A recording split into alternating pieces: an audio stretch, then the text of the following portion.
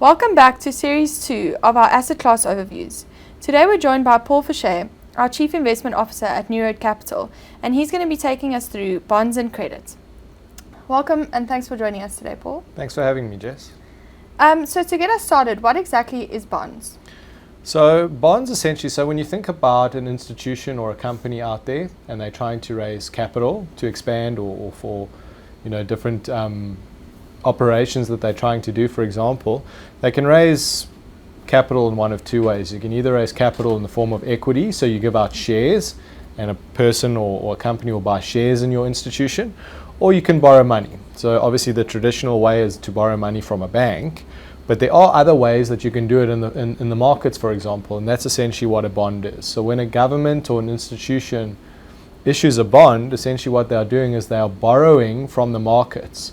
So when they issue the bond, the person who buys that bond is essentially lending to that company or to that government, for example.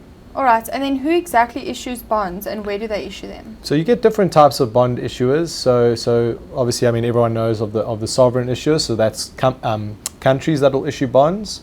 So countries generally will issue bonds throughout different terms, all the way from like a 1 month all the way to 30, 40, 50 years in some instances. And Argentina actually has a 100-year bond at the moment that it's issued. So essentially that is a loan for 100 years, essentially.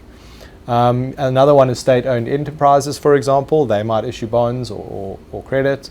And then the last one is obviously corporates. So listed companies out there who want access to maybe debt that they could get a little bit cheaper than going straight to the bank or more debt than the bank is willing to give. They'll go to the markets. And essentially that is what we call credit. So you hear the terms bonds and credit quite a bit. Bonds you can think of as essentially being issued by sovereigns, so governments, for example, and credit essentially is by corporates, so by listed companies on stock exchanges. So that's essentially the difference between bonds and credit.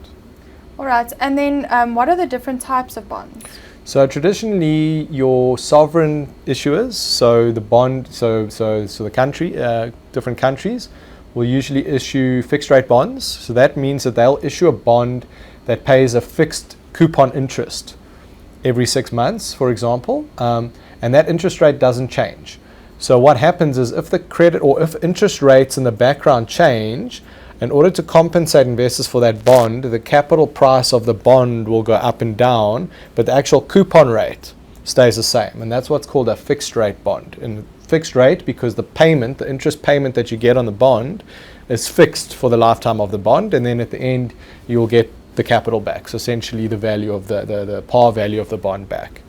And then you get floating rate bonds, and those are essentially credit. So that's mostly where corporates will issue. So corporates usually issue floating rate credit, and that's where the interest rate or the coupon payment is actually not fixed.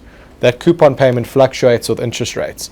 And locally, for example, that sort of benchmark interest rate is usually the JIBAR rate, which is the Johannesburg Interbank average rate, and essentially that rate is like an average of banks, sort of average rate at which different banks buy and sell money, essentially. So that rate will be referenced, and then as that rate goes up and down, depending on what Prime does, for example, then that bond or that credit, that floating rate credit, will also, the interest will go up and down.